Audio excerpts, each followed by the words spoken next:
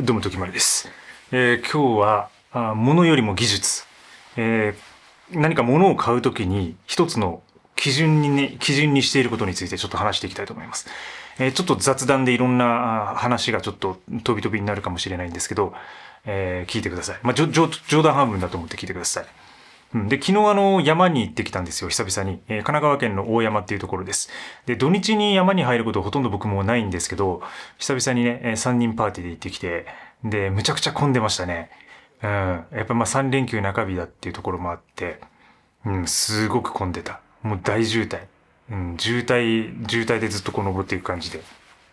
で、そういう感じが久々だったんですけど、で、歩いてる時に気づいたのは、思ったのは、やっぱもう、物よりも技術だなって。なんかそういうことを考えました。で、物っていうのはやっぱり廃れていくし、壊れていくし、結局ね、買ったとしてもそれを処分するっていうことに最終的にはなります。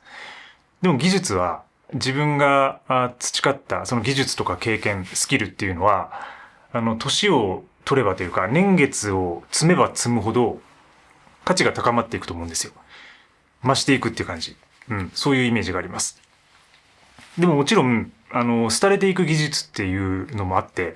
で、それは昨今のね、AI 関連だったりとか、コーディングとかプログラミングとか、そういうこう、速度が速い、進化の速度が速いものは、ちゃんとキャッチアップして勉強していかないと、それが時代遅れになるっていうこともあると思います。うん。だから、そういうこともあるんだけども、でもとにかく一般的に言われるようなスキルみたいなものは、基本的には経験すればするほど価値が高まっていく。で、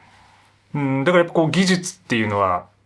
いいなっていうか、ものよりも技術だなっていうことを考えたんですよね。で、これそれぞれ皆さんが活動しているものとか自分の趣味に、当てはめて考えてほしいんですけど、やっぱりどんな趣味とかアクティビティにも、その技術っていうものがあって、そして道具っていうものがあると思うんですよね。で、やっぱりその技術を習得するために道具は結局必要なんですよ。新しい技術を習得するためには、いい道具かもしれないし、高性能な道具かもしれないし、あるいはそのスキルをちゃんと表現できる道具かもしれない。でいろんな表現、いろんな結局そのスキルを上げるっていう時には、必ずその道具というものが介在するっていうこと。だからこれが一つのジレンマではあるんですよね。うん。でも、一つ考え方を加えれば、その買うものも減らせるかもしれないし、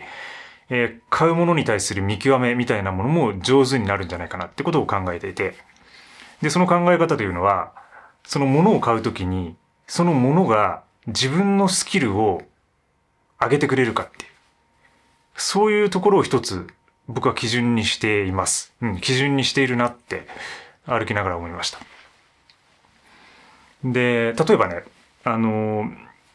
キーボードとか、そうです。キーボード。HHKB っていう配列のキーボードを今年入れてるんですけど、で、それはですね、普通のキーボードとは違って、HHKB 配列という、その独自の配列になっているんですよ。で、一番大きな違いはコントロールキーが、こっちのね、A の、アルファベット A の隣にあったりとか、で、あとは、矢印、移動の矢印のキーが、含まれている。ローマ字の部分に含まれているとか、そういう感じ。だからシフトとかコントロールを使って押さなきゃいけないみたいなところがあったりとか。で、それはやっぱり、最初使うと不便なんですけど、それでやることによってものすごく文章を書く速度だったりとか、コーディングする速度が速くなると。とにかく、キーバインドって言って、ソフトによってはその小指で何かを押さえながら押すみたいな行為が結構多かったりするんですけど、で、それをそのソフトウェア上でキー配列を変えることはもちろんできるんですけど、普通のキーボードでも。でもそれが、最適化されたっていうのかな。その人間の指に対して最適化されているような感じになっていて。で、最初はとっつきにくいんですけど、慣れるとむちゃくちゃ早く、そして快適になるんですよね。だからそういうわけで、僕はその今、キーボード、HHKB のキーボードをベースに、文章を書いたりとかしてるんですけど、で、それも一つの道具を入れたことによる自分の道具を入れたことによる自分の技術の醸成みたいなものがそこで起きていると思っているんですね。で、山にもね、ハイキングにもやっぱりそういう文脈というかは結構要素はたくさんあって、でもちろんその技術というとどうしてもそのクライミングだったりとかテクニカルなルートファインディングだったりとかなんかそういうところに行きがちなんですけど、もっと低いって言ったらあれですけど、もっと、普遍的に使えるレベルに落とした時に、やっぱり例えば今日一日この山を歩く中で水の量がどれくらい必要かとか、この季節で、このくらいの山で、このくらいの気温、天気だったらどういう服、レイヤリングをしていけばいいかとか。で、あとは食料の量とかね、一日どこかにテント泊行くときにどれくらいの食料を持てばいいかとか。で、さらにその地域とか場所でキャンピングするときに必要なスリーピングギアの選定、どういうものを使えば快適に眠れるのか。だからもうすべて、そのなんか一連のこう流れの中で、いろんなとこにやっぱり経験値だったりとかスキルとか、そういうこう経験によってしか得られないファクターがあるんですよ。で、それをなんか一つ一つこう深めていくのが楽しいって思っていて、で、それこそがなんかこう醍醐味なんじゃないかなとは思ってはいるんですけど、でも、そこで陥りがちなのがやっぱり道具に頼りすぎるってことだと思うんですよね。で、特にその登山系とかアウトドア系とかのアイテムっていうのはもうどんどん今新素材が開発されていたりとか、で、結構アップデートが早いです。2、3年前はなかった新しい素材がどんどん出てきて、で、雨にも風にも強くなるし、どんどん快適なね、ウェアっていうのが生まれてきています。だからそれによって新しいものを試したいっていう気持ちが出てくるのは当然だし、で、それがもちろん、それを使うことによって自分のハイキングスタイルだったりとか、自然の中での行動っていうのが楽に、そしてこれまでとは違った場所に行けるくらい歩けるみたいな、そういうところにもつながってきて、で、結局その目的というか、自分がね、そのハイキングを深めていくというところに道具によって入れるってことは起きるとは思います。ただ、よくあることがね、一つね、こう同じ、クッカーっていうか、クッカーを持ってるのに、これも試したい、あれも試したいっていうところで、つまみ食いするみたいな感じでね、持ってるのにもう一個入れて、で、また入れて、みたいな感じで、同じジャンルの中で道具が増殖していくってことが起きがちです。靴とか、服もそうです。ウェアもそうです。このね、これレインジャケット、レインシェルなんですけど、僕今これしか持ってないんですけど、シェルは。で、これをね、もう一個試したいなとか、他のブランドのやつ試したいなとか、やっぱそういうのがあって、入れてね、結構昔はね、やっぱたくさん買って、こういうアウター類が2、3個あるみたいな状態があったりしました。で、そこでやっぱりそのミニマリズムっていうツールが役に立っていると思っていて、で、増えた時にやっぱどうやっても、その全部は持っていくことができないし、一回のハイキングの中で、使える道具っていうのは一つに絞らなければならない。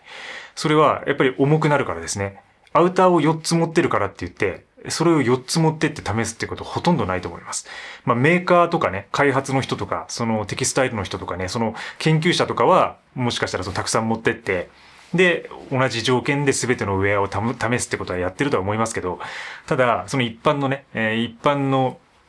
登山者っていうか、登山者が、そのたくさんね、持ってるからって言って4着上着を持っていくみたいなことってありえないじゃないですか。それだけ重量も重くなるし、一つ、軽くても200とか300グラムぐらいね、するんで、その服だけでね、1キロとかになっちゃうんですよね。だから服って結構重いんですよ。だからそういうふうに試せないから結局一つに絞らなければならないと。で、結局じゃあそういう時に、他のその使っていないものっていうものは、クローゼットの中の肥やしになるわけで、で、意味がない。ただ、空間を取っていて、で、空間っていうのは、部屋の中の空間っていうのは、つまり家賃を取っているってことなので、それは保管スペースとして、取られている。だから物っていうのは、それだけね、あるだけで、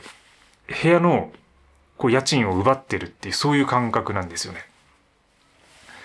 ちょっとこれ行き過ぎたエクストリームな考え、僕自身のエクストリームな考えですけど、でも僕はそう実際思ってて、でやっぱ物が増えるとそれだけ物に場所を取られているから、本当はもっと自分がゆったりとくつろげるスペースだったりとか、ヨガだったりとかね、ヨガしたりとか、お抹茶入れたりとかね、なんかそういうスペースができるかもしれないのに、物があることによって奪われている。つまりそれに対して家賃を払っているわけだから、物を置いているってことはそれだけその物に自分の本来払う必要のない家賃を払っているってことでもあると思います。脱線しましたけど、そういうわけで、やっぱり道具っていうものが自分の技術を鍛えてくれるし、でそれによって入れなければならない道具もある。でもやっぱ物は増やしたくない。だからそういう時に考えることは、自分の技術をその道具が本当に上げてくれるのかって、これを問いかけの一つにしてみると、数を減らせるし、なんか買うものにフォーカスができるのかなって、選び方にフォーカスができるのかなって思います。で、よくね、ワンカテゴリーワンアイテムっていう話もしてますけど、これにもかなり通ずるところではあると思いますね。結局そのウェアを4つ持っててもその4つは全て着れない。で、服を4つ持っててもその全ての、服じゃなくて靴ね。靴を4つ持ってたとしてもその4つとも全て一度に履くことはできない。だからやっぱそれを一つに絞ることで物の総量が減らせると。で、この間バックパックに詰めるには、だからスーツケースを手放してバックパック一つで暮らすにはどうしたらいいかって話がありましたけど、ラジオだったかな、ラジオのコメントだったかな。だからやっぱり圧倒的に減らすときに、一つのものが重複しているとどんどんねそれで膨れちゃうんで、やっぱりそのワンカテゴリーワンアイテムっていうのは役に立つんですよね。でこれは一般には役に立たないかもしれない。そのエクストリームにバックパック一つにしたい時とか、そういう時に役に立つ。だからできるだけワンカテゴリーワンアイテムでいく。でもその時にやっぱり道具が必要だと。で何か新しいものを入れたいなっていうことを考えたりすると。でそういう時に問いかけるべきことは、それが自分の本当に技術とかスキルの向上になるか、そしてその道具を入れることによって自分が新しい経験をできるか、で道具を入れることによって自分が新しい場所とか人に会えるか、そういう場所に連れ出してくれるか、そういうことですかね、考えるのはね。ちょっと抽象的ではあります。で、結構難しいことです。なんか例えば音楽をやりたくて、このギターを一本入れれば、このギターが自分を世界に連れ出してくれる。もしかしたら、有名になって、このギター一本でエド・シーランとコラボするんだ。エド・シーランに会うためにこの道具が必要なんだ。ってことでね、いきなりギターを入れるとかね。極端に言えばそういう話ですよ、でも。極端に言えば。だからそれは結局そのギターを一本入れないと、エド・シーランには会えないわけで。もちろんいくら頑張ってもエド・シーランには、エド・シーランとライブはできないかもしれないけど、でも、一本入れないことには、そこにはいけないんですよね、結局ね。なんかこういう話してると、その宝くじを買うか買わないかみたいなね、話にもなりますけどね。なんか近いものがあるなって今思いましたけど、買わなきゃ当たんないって、よく言いますよね。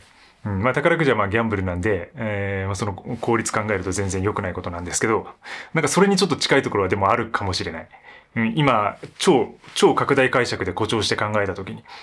ギターを入れることによってエド・シーランと会える。だから今ギターを買わなければならない。超極端だけど、でもなんかそういうものっていうのはでも結局そういうところにつながっていて、その一つのも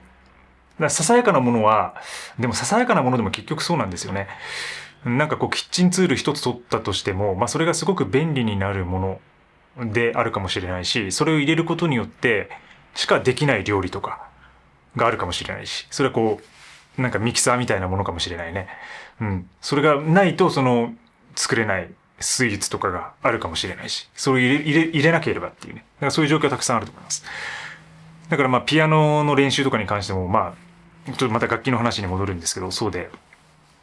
僕はだからピアノをね、コロナ禍の時に始めた時に、最初はその音楽の先生に習ってたので、まあピアノがなかったんで結局そのスタジオに行ってそのスタジオのピアノで練習させてもらってたんですよね。